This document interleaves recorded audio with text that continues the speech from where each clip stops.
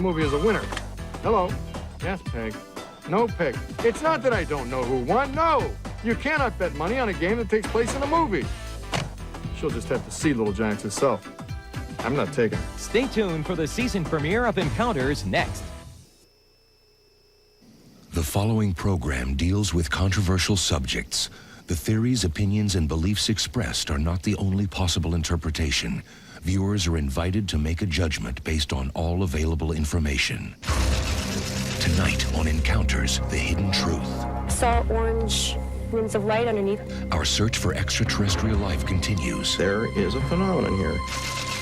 From Florida, many believe this surface photograph of Mars reveals a human face. This thing may have been carved by intelligence. Is this proof of life on another planet? This area of Mars shows evidence that a civilization was once there. From California, a ghostly vision of a naked body helped save a young boy's life. I personally believe that she saw a ghost. From Canada, could Jupiter's recent cataclysm signal our own planet's fate? It would wipe out human civilization, maybe even all life on the planet. And can science save us from the inevitable collision? From Vermont, a near-death survivor tells his terrorizing tale. You cannot imagine such a darkness. Is this proof of life after death? We have nothing in Western science or Western medicine to explain this.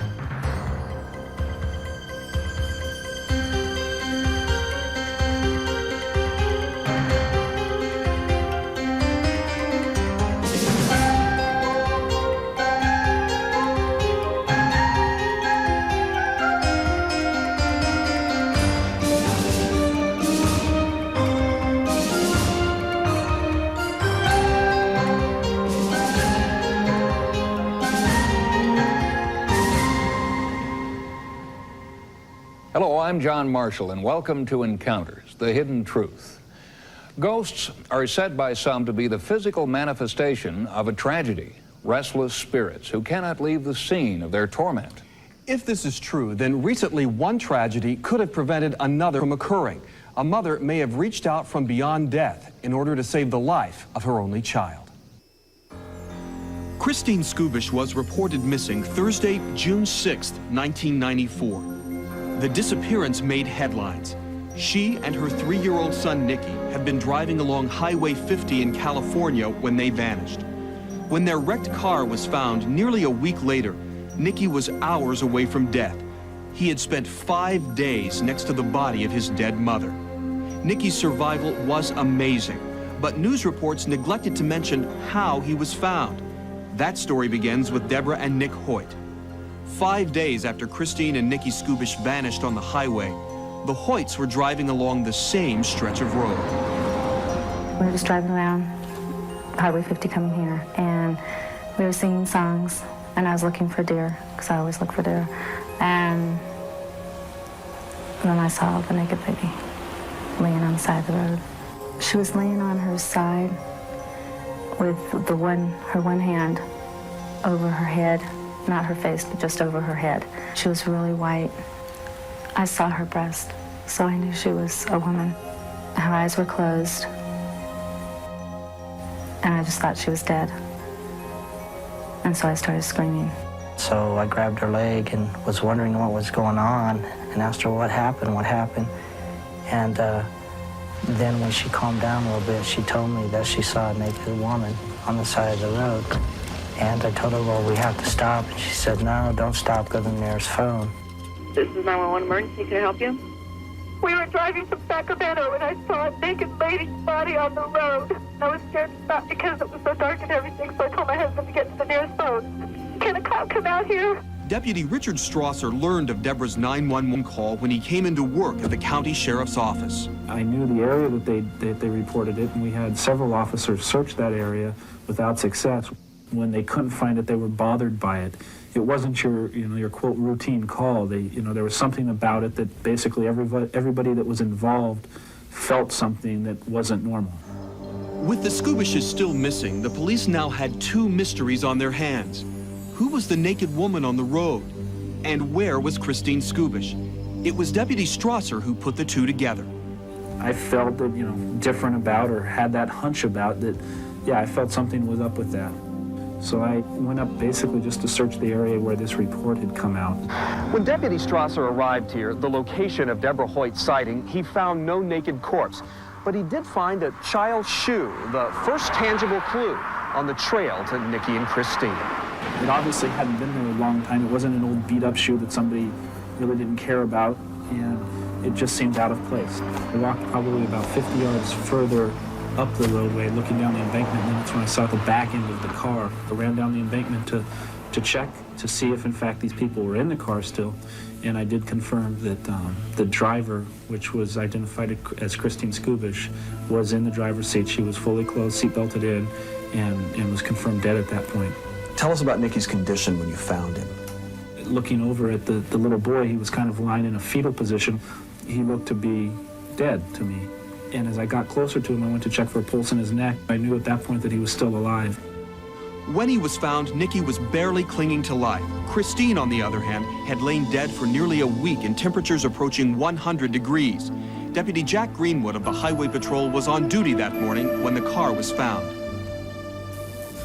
Usually anybody that's been dead for a week, exposed to the elements, the heat, there's usually some discoloration, bloating, that type of thing. And that was not the case with her. But it's as though somebody put an umbrella over her and her son and just more or less took care of her. Police agree that the woman lying by the road had saved Nikki's life, but was this rescue a coincidence or someone's intention? Without telling him anything about the case, we asked psychic Peter James to give us his impressions of the car, the crash site, and the shoe. It feels like the shoe symbolically has an arrow pointing in a direction, so I don't know that this shoe was found in the car necessarily. I hear screams. My child, Nikki. Nick is the name I hear. I'm beginning to feel her presence now. And I'm feeling that she continues to dwell in this particular area. Peter is not alone in feeling that Christine stayed close to the site of her death, the place where Deborah Hoyt saw the naked woman. I personally believe that she saw a ghost. I believe the woman's spirit had stayed there long enough for the child to be saved or rescued. The fact that she saw it and he didn't indicates that even more so that perhaps it wasn't, actually a physical body or a dead animal or something that she may have mistaken, but rather what she saw was the vision or something that she was supposed to see. And there's got to be spirits. I mean, I know I saw what I saw. And if that's what it was, then I'm just glad it helped Nikki. If Christine is somehow watching out for her son, she's done well. Within a few weeks of the accident, Nikki was on his way to a full recovery.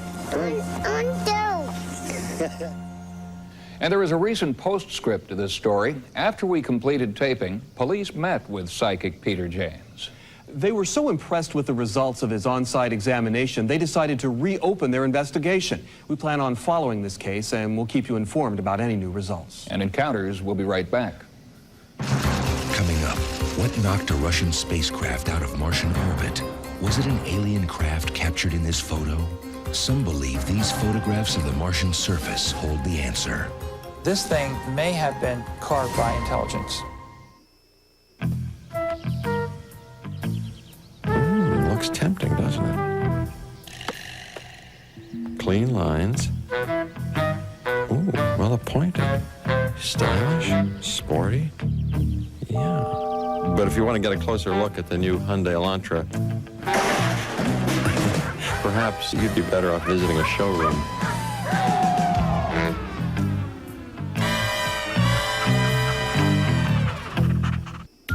Guess which reduced fat peanut spread more people love? A, it's okay. B, it's not bad. Or C? Wow, this tastes great. Introducing reduced fat Jif with 25% less fat. Finally, a reduced fat peanut spread with more fresh roasted peanut taste. Fact is, moms prefer Jif's taste over both of the others. New reduced fat Jif, a delicious new choice for choosy moms. You sure this is reduced fat? Selling women's shoes is tough. If you can squeeze your butt in the chair, we can squeeze the shoe on your foot. But when Al's boss remodels, There'll be bidets and Michael Bolton music. it'll be his worst nightmare. Please, you needn't thank me. I'm just hoping you'll drive that heel in the back of my skull. A brand new Married with Children tonight.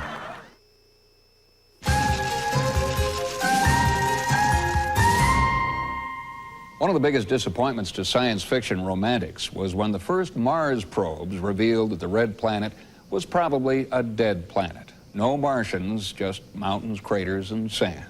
But disappointment turned to triumph when one of those same probes sent back pictures of a strange Martian formation that suggested extraterrestrial intelligence, an intelligence that also seems to have a sense of humor.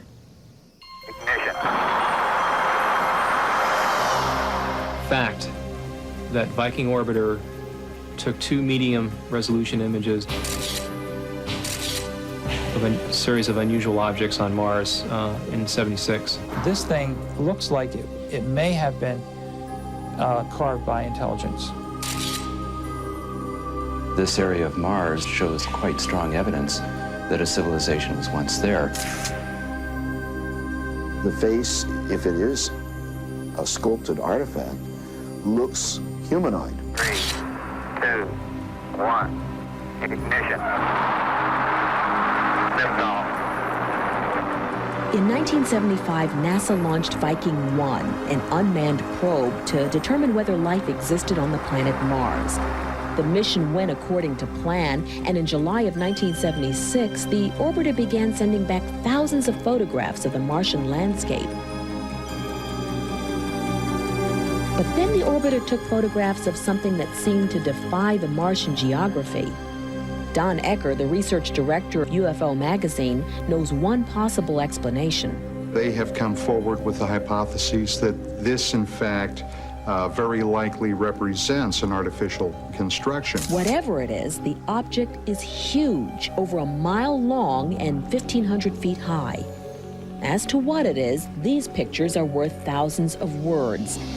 This huge object appears to be a gigantic sculpture of a humanoid face staring up into the Martian sky. It looked like a face to me. It looked like someone had carved a human face and placed it down on the planet. Vincent DiPietro is a senior engineer under contract to NASA's Goddard Space Flight Center near Washington, D.C. At first, the picture was dismissed as a trick of the Martian light and filed away among the thousands of other Viking photographs. But then, DiPietro and co-worker Gregory Molinar decided to take a closer look. There was a lot of scuttlebutt around that there was this face that was found on the surface. I went over to the National Space Science Data Center here on base and was able to go through the library and find the picture. And I was able to find that the thing really existed.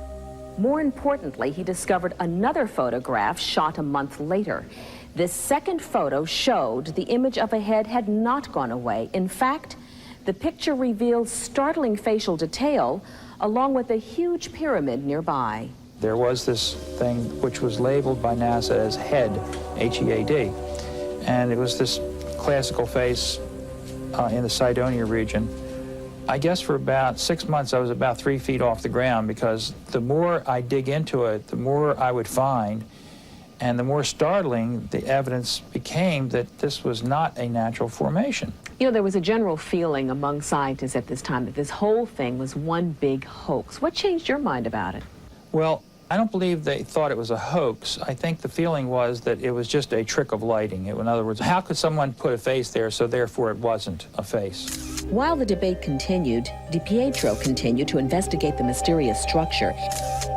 He used a form of color enhancement called bit slice comparison to bring out new details on the face, details that raised new questions as to its origin.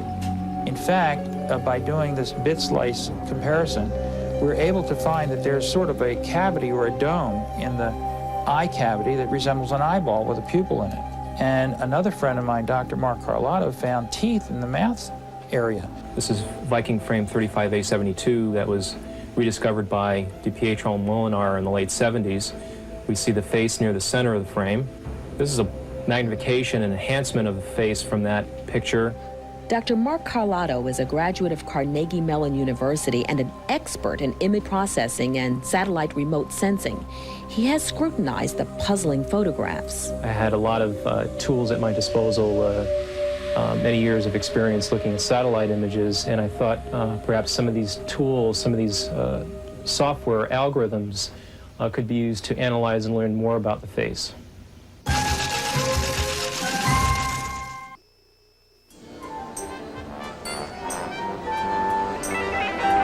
I'm starving. I could go for a pizza.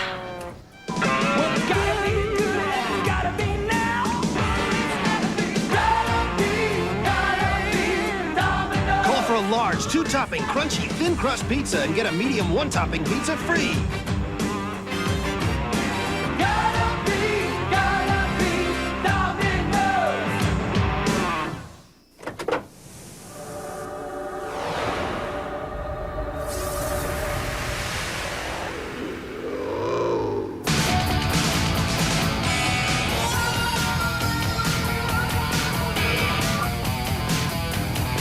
With up to 210 horsepower, it's got power to spare. Introducing the all-new 1995 Eclipse from Mitsubishi.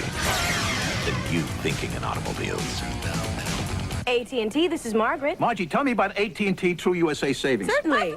What's the monthly fee? No fee. No fee? No fee! Make $25 in calls a month, and we'll subtract 20% off your AT&T bill. Wow! I'm sick of the circles! You got circles? No calling circles. You could save to anybody in the U.S. you want to call. No circles. Call anybody. Anybody? Anybody! Anybody! AT&T True USA Savings. Save 20% to anybody, anytime, anywhere. Your true voice. Chew on this. Down in Austin, the hottest places to eat ribs are the hardest places to brush your teeth. Now chew on this. Chewing Trident with NutraSweet after meals can actually help you fight cavities. So when you can't brush, chew on this. Trident. Chew on this. Now when you can't brush after meals, there's a great new Trident flavor. New Strawberry Breeze with NutraSweet helps your mouth fight cavities with a refreshing fruit taste. So when you can't brush, chew on this. New Trident Strawberry Breeze. Seduction.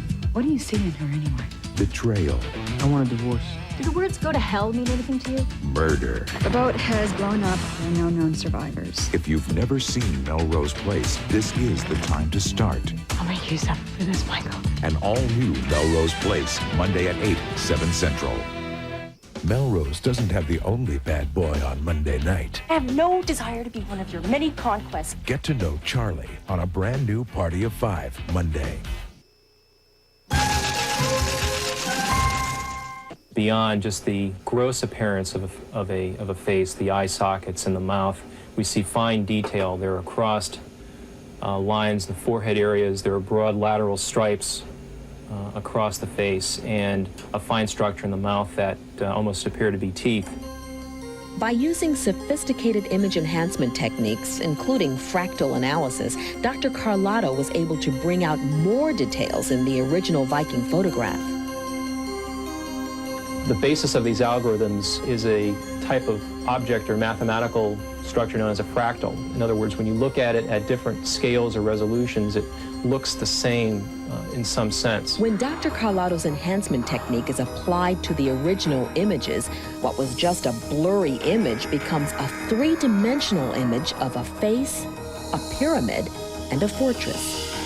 Now, when we step back, we see the face is not an isolated formation. We see a collection here to the southwest that has been termed the city.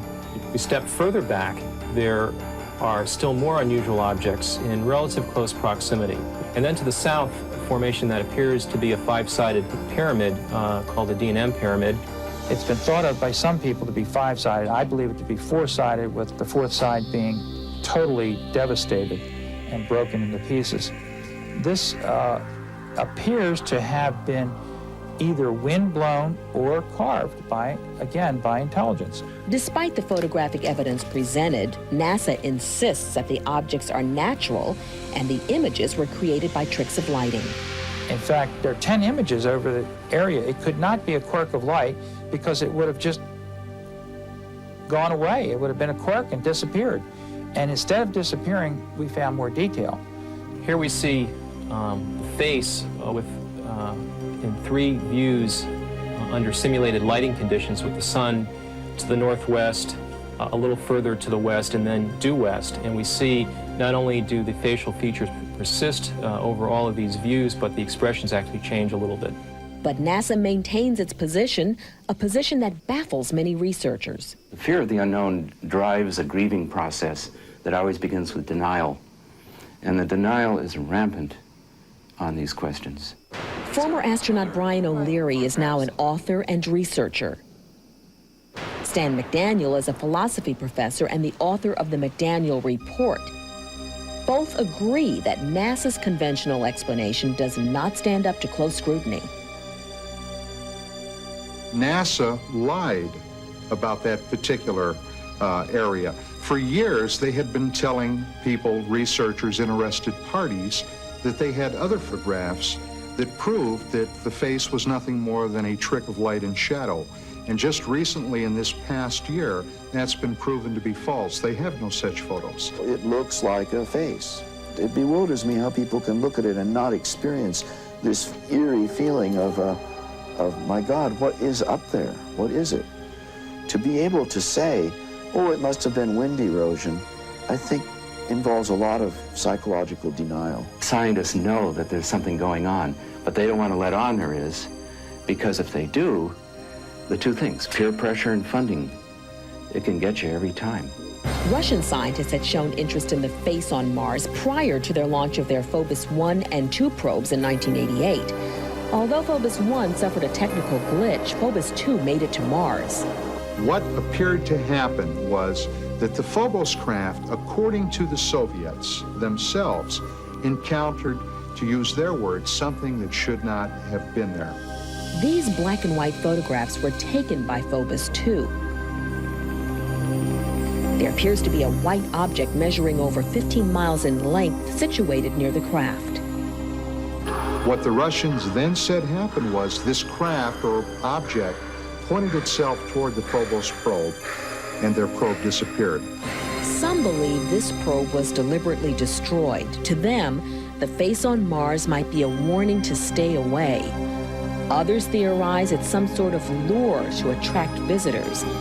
The only way to learn the truth is to return to Mars and see this alleged face with human eyes. This should tell the public, hey, look, we're finding all of this evidence that just suggests that maybe there may have been life on Mars. Shouldn't we take a look? Yes, we should. That's why we have a space program in the first place. We realize that some of what we need to know is out there, and we can't put our blinders on and only be after certain kinds of knowledge out there. We've got to be open to whatever knowledge the universe has in store for us. Let's say for the moment this face is an artificial creation. Why would it resemble a human face? John, if, and it's a big if, this formation was made by extraterrestrials, it could be some sort of Martian tourist trap inviting us over for a visit. Astronaut and author Brian O'Leary has joined us tonight. Brian, I don't think NASA's very happy with you anymore, are they? Well, I guess they're not, but I'm not very happy with NASA either because in this particular case, they have actually ignored the evidence. And it's very clear to me, given 10 years of research that I've been involved in, and a number of others, that Stan McDaniel is right, that the research hasn't really been given proper attention. If the face on Mars is indeed an artificial structure, what then? Well, that, of course, is the big question. And I happen to think the evidence is very strong. It means the humanoid form is universal. Perhaps, because from the UFO phenomenon we have also humanoid visitors. And of course it's going to change our whole perception of ourselves. It's an extraordinary implication. I think we've been looking in the wrong places for extraterrestrial life. And now the paradigm is shifting. A whole new world view is unfolding in science and who we are. And so this is a very exciting time. Dr. Leary, thanks for being with us tonight in Encounters. We'll be right back. Coming up, a near-death survivor tells his horrifying tale. You cannot imagine such a darkness. Is it proof of life after death? We have nothing in Western science or Western medicine to explain this. Our report next. It's a double fresh taste for you. It's a double fresh breath for you know who. Well, it freshens your mouth and it freshens your breath. Double, double, double mint gum. Clean, fresh taste for you. Clean, fresh breath for you know who. That's the double freshness you get with Double Mint Gum. Well, it freshens your mouth and it freshens your breath. Double, double, double mint gum. What do these women think about the new Sicilian-style pizza from Pizza Hut? Wow, they love it! New Sicilian-style pizza from Pizza Hut. Basil, oregano, garlic baked right in for a pizza crust like never before for only $8.99. For Jeffrey's colds, we see the pediatrician. I love my pediatrician. He's my dad. He recommends Dimetap Elixir. Jeffrey likes taking it, and it's alcohol-free. For colds, doctors recommend Dimetap for their families and yours. From Hollywood Pictures, some unexpected guests have arrived. But they're not just visiting. They're looking for a home inside our bodies. The probe penetrates the brain. Nobody can resist them. They're being manipulated. And only one man can stop them. Truck it! Donald Sutherland. The Puppet Masters, rated R. Starts Friday, October 21st at a theater near you. Behind the laughter. I got a problem with sex. Men. Behind the headlines. Come on, Rosie, it's my house too. You can't go locking me out of it. It's over, pal. The gravy train stops here. Behind the rumors. You don't love me. You love cocaine. You love yourself. There's an unforgettable story you've never heard before. Think of me as a domestic goddess. Roseanne, an unauthorized biography. World premiere Tuesday at 8, 7 Central on Fox. Thursday, Martin's little stunt Bad Martin. Don't ever do that no more. lands him in big trouble. Ain't gonna be no threatening with the physical, because I can go with the big boys. Martin then Overton loves seeing his kid sister, Olivia, but not with his best friend. Get off my little sister! A brand new living single, Thursday after Martin.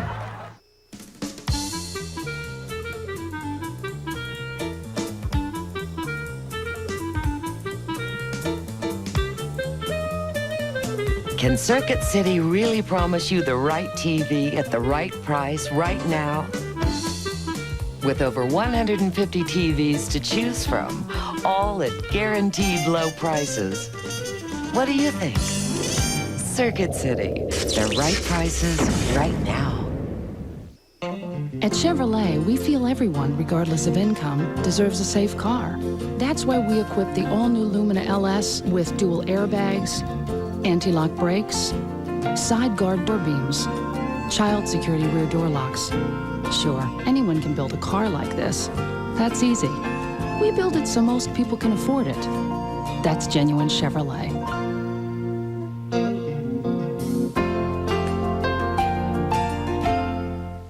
Cops, weeknights at 6 and 9:30, only on Fox 33.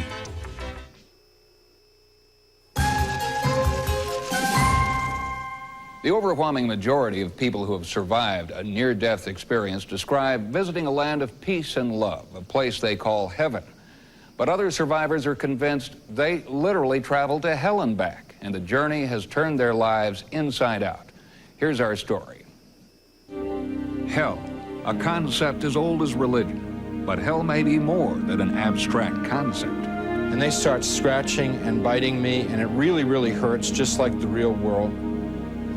It's very painful, and I'm screaming and yelling, and they take a lot of pleasure out of my pain, and they're all laughing, and there's this tremendous cacophony of noise all around me. 13 million people in this country have died and lived to tell about it. Most describe visiting a world of light and warmth, but others tell a very different tale. Russian scientist and psychiatrist George Rodonaya took a journey that, while incredible, is not unusual. I was waiting for a cab, and I was ready to depart to United States to work for Yale University. Friday, September 25th, 1976. A dissident scientist, Dr. Rodonaya, had been trying to get out of the Soviet Union. Finally, he was given permission, or so he thought. The KGB had a different idea. I know that the first hit came to my legs. And he came so strong that I flew up on the car. But instead of falling down, I flew several meters forward. And then this car moved toward me and ran over me. Dr. Rodenaya was dying of massive internal injuries, but as technicians tried to coax life back into his mangled body, he was beyond pain, beyond consciousness. I'm in total black, horrible darkness. You cannot write, you cannot paint, you cannot imagine such a darkness. Then Dr. Rodenaya began the journey, so often reported, the journey beyond life. Such an incredible crystal white. It's everything around is in white. Everything is bright. And the horizon is white. Everything is bright. And it's as a flash of camera. At this point, Dr. Rodenaya found himself floating above himself in what is known as an out-of-body experience. I watched how they operated on my body. I watched how they declared dead. I watched how my wife cried. I watched how they put me in morgue, how they closed the door. As an autopsy could not be performed until the following Monday, Dr. Rodenaya's body was left in the morgue. But as the nightmare continued, Dr. Rodenaya believes he roamed the world telepathically. If anybody had any thought that what's happened with George, poor George, I was there. For example, I could see what my wife was thinking, my friends were thinking, and that was the incredible experience. Dr. Rodenaya claims he watched from above when physicians began the autopsy. Finally, one of them noticed his eyes were open and closed them. They opened again. The physician closed them a second time. He became curious and he closed it and waited, and he took hand up. And he saw that, the pupils are convulsing, becoming smaller and smaller. And he said, whoa, that's life. Amazingly, 1/3 of all patients brought back from death report a similar journey. Dr. Bruce Grayson has been studying these near-death experiences for the past 20 years. Some people who do have this out-of-body experience interpret it as the soul or the spirit leaving the body. Others just say, I left my body. We have nothing in Western science or Western medicine to explain this. These near-death experiences have been reported for thousands of years. As far back as we have records from American Indian cultures, they're in the Bible, they're in the Egyptian and Tibetan Book of the Deads, from ancient Chinese writings. All the cultures have left records of near-death experiences similar to those we hear now. Some researchers believe the experience is the final function of a failing brain, and that the images are nothing more than hallucinations. During the time between the stoppage of the heart and lungs and the ultimate death of all the cells of the brain, that brain is shutting down in a variety of ways, but it's still capable of producing experiences. They also point out that these experiences may not be unique to people who are dying.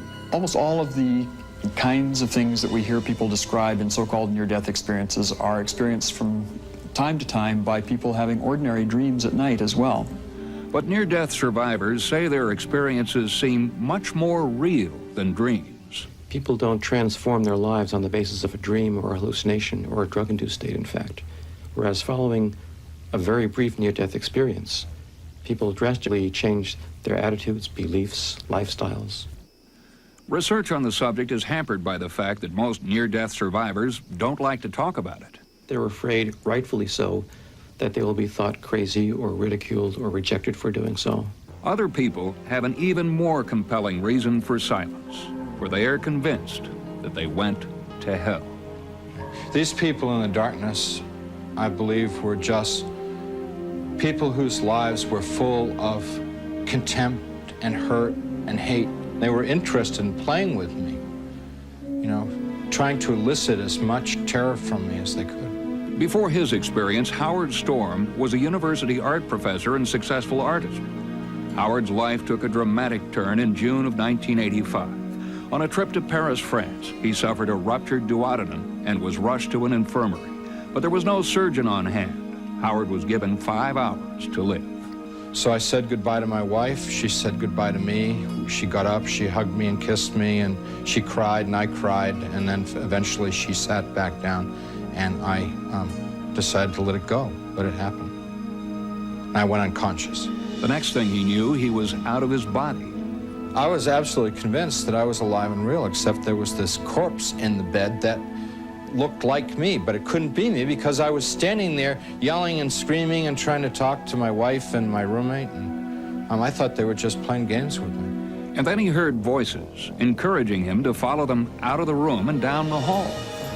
I got to the point where I said, I don't want to go with you any further, and with that they started to pull and push at me to keep me going with them, and I started to fight back.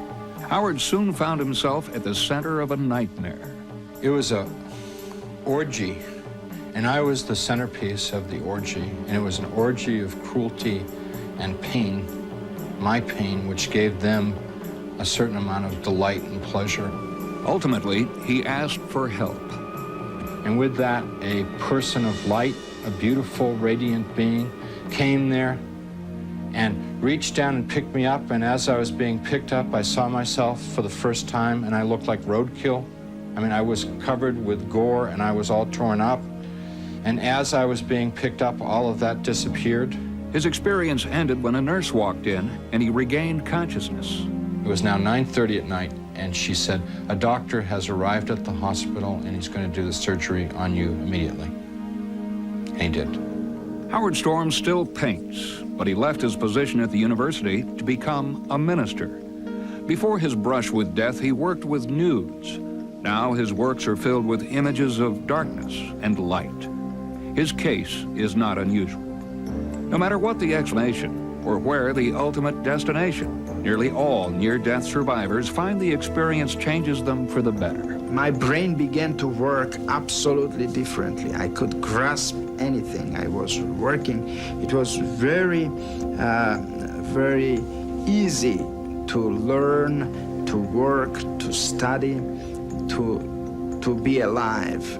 We find that once people are no longer afraid of dying, they're not afraid of living either. They're more willing to take risks, to enjoy life to the fullest, because they're not afraid of losing it. Many skeptical scientists believe that near-death experiences are nothing more than hallucinations. One thing is for certain, in many cases, these visions have profoundly changed their lives for the better, and nothing could be more real than that. Encounters will be back in a moment. When we return, saw orange rings of light underneath. Our search for extraterrestrial life continues. There is a phenomenon here. When our cameras follow a team of UFO investigators next. Let's play Coca-Cola Monsters of the Gridiron. The challenger, Chris Weiss. His opponent, Emmett Lone Star Sheriff Smith of the Dallas Cowboys. Chris goes left. I wouldn't go that way. The kid fakes right. You're mine. He goes up the middle. Touchdown! Me, burnt by a kid. Bring home specially marked Coca-Cola products. Collect monster trading cards and play Monsters of the Gridiron. You could win Super Bowl tickets or one of 8 million prizes. You're next. How would you like to join us in the definitive nightmare? I thought you killed Freddy off. They told you he was dead. And since you've been thinking of making it, has anything funny happened? For 10 years, he's been held captive as Freddy in the Nightmare on Elm Street series. And now he's got the last laugh. What is he doing? He's decided to cross over out of films into our reality. Wes Craven's new Nightmare. Miss me? Rated R. Starts Friday, October 14th. Hi, welcome to Subway. Subway isn't like those fancy New York steakhouses. No stuffy maitre d' or jackets required. Great vest. Thanks. But we do have A1 steak sauce. It's on Subway's new A1 steak and cheese. Slices of tender, juicy steak topped with the great taste of A1, plus all the fresh fixins you like. And at Subway, you don't get a big bill. You get change. Subway's new A1 steak and cheese. Appetites are required. Jackets aren't. Alien Nation is back as an all-new world premiere movie. Coming to enslave us again. Prepare yourself for Alien Nation Dark Horizon, coming Tuesday, October 25th. Tonight, Bart's archenemy has taken over Springfield. And he's running The Simpsons out of town. You will have 72 hours to vacate. Frasier's Kelsey Grammer guest stars. They're gonna demolish our house for sure. We're gonna have to move into a Motel 6. Dad can't afford $6 a night. On a brand new Simpsons next. No!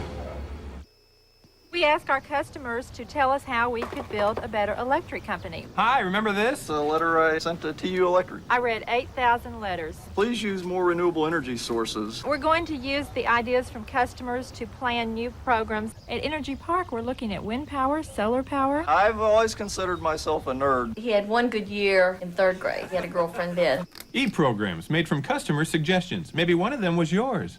Enjoy the hats! What do we pay for those anyway?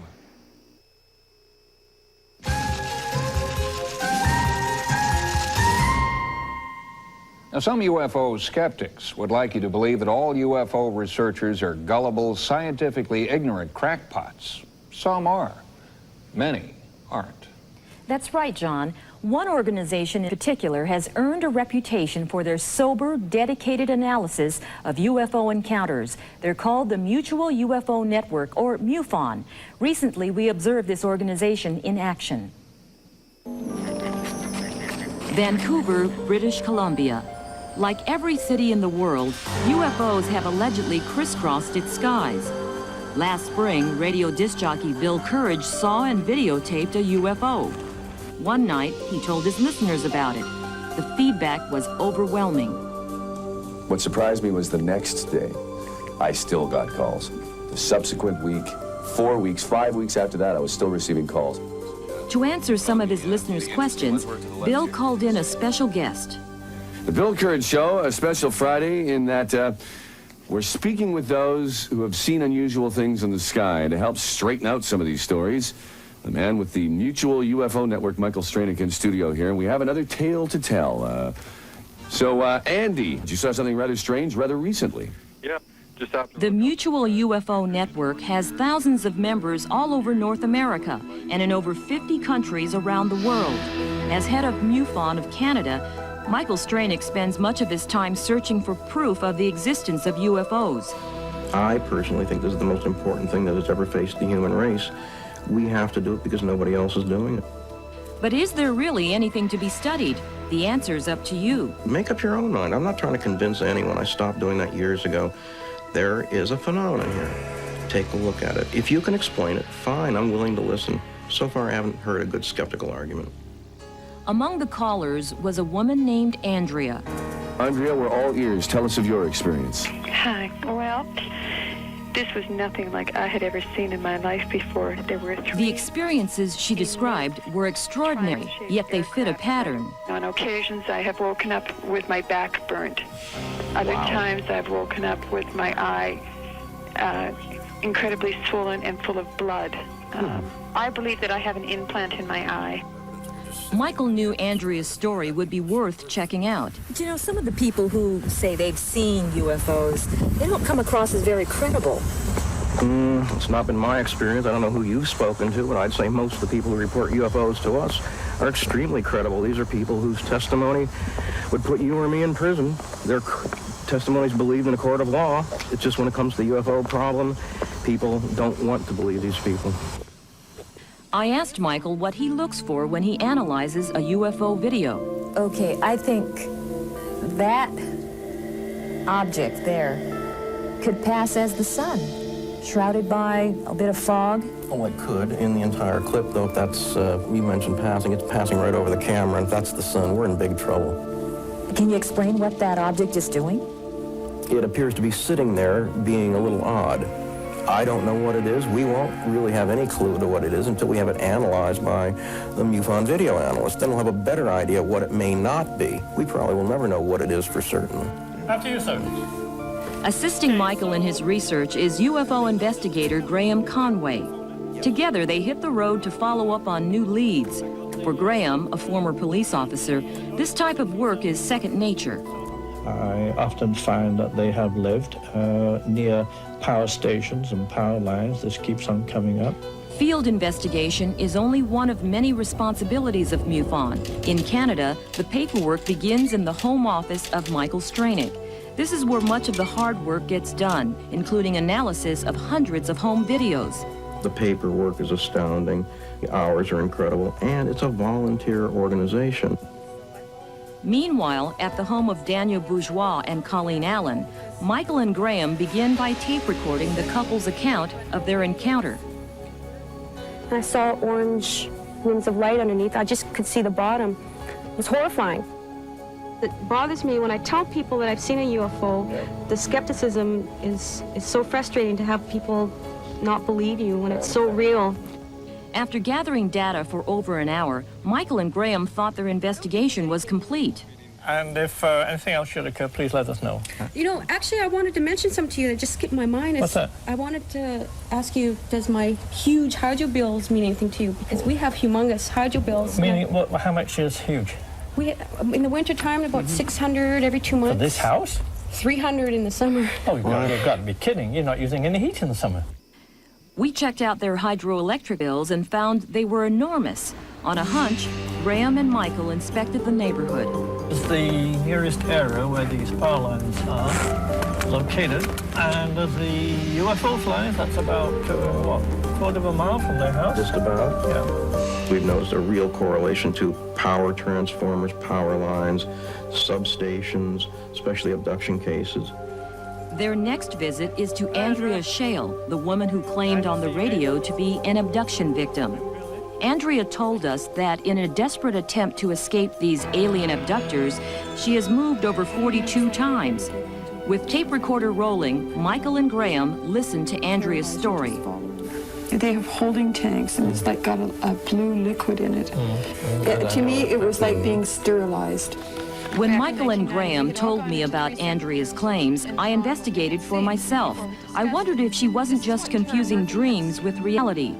I know what a dream is. I've had nightmares, I've had dreams all my life, just like you or anybody else.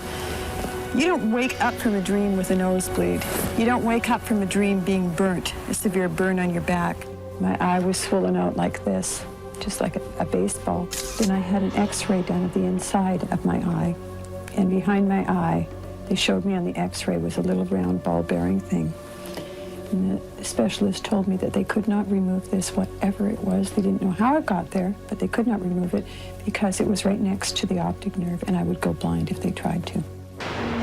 We managed to obtain a copy of Andrea's x-rays. It appears something strange is behind her right eye.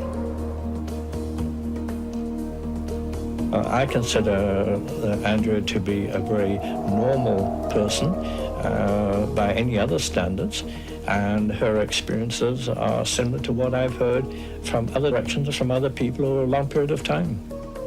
Despite their sympathetic approach, Graham and Michael find that people are reluctant to describe their UFO experiences. Credibility is like virginity. You only lose it once. You never regain it. Few people who encounter UFOs are seeking publicity. They simply need someone to tell them that they're not hallucinating, and they're not alone. As an organization that's been compared to a crisis hotline or to Alcoholics Anonymous, MUFON does both. It's like receiving a life-saving ring when you're drowning, because there's nothing out there, and they're the only people out there that can help you. Sandra, just how do Michael and Graham deal with the inevitable skepticism they must encounter? Well, John, as you've seen, these men are professionals. And like many hardened UFO experts, they understand that skeptics go with the territory. And after investigating story after story, they're pretty skeptical themselves. As they well should be. And Encounters will be right back. If you would like to contact us here at Encounters, write to Encounters, P.O. Box 36B47, Los Angeles, California, 90036. To contact us by phone, call 213-525-1UFO. Or to contact us online, visit the Encounters forum on CompuServe by typing Go Encounters or the following number. And thank you for your interest in Encounters.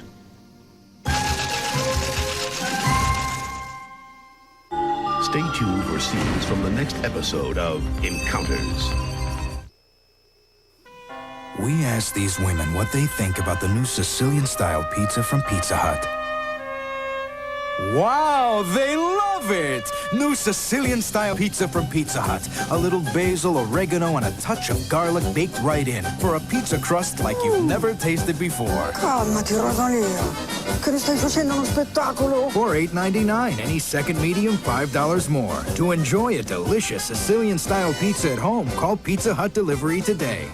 The night shift. You too? If you can't wake up with your husband, wake up with his cold. I'm coughing and sneezing. I'm not sneezing, but I'm coughing. I gotta rest. I gotta work. And this does nothing for a cough. Dayquil for you, NyQuil for me. We're like two ships passing in the night. But we can take our medicines together. Vicks, NyQuil, and Dayquil. For stuffy head, stuffy nose, sore throat, aching, coughing, fever, so you can face your day or rest medicine.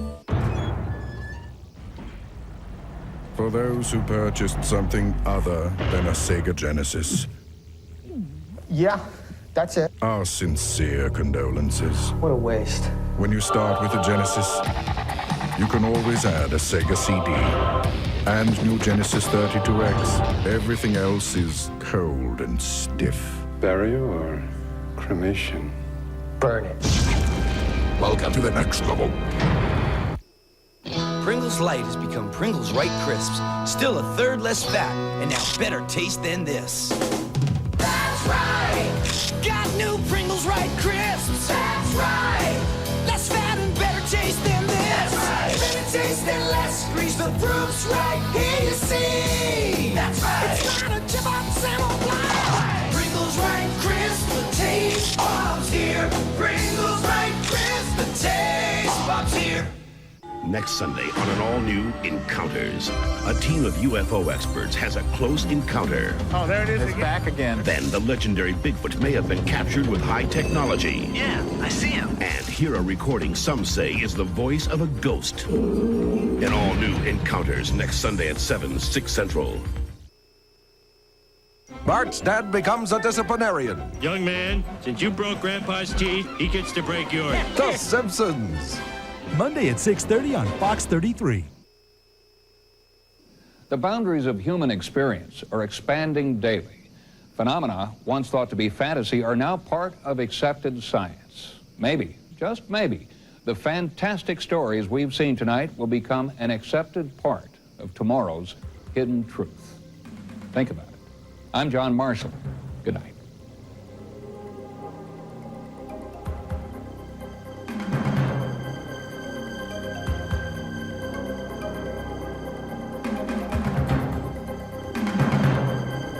Fox Friday night is electrifying.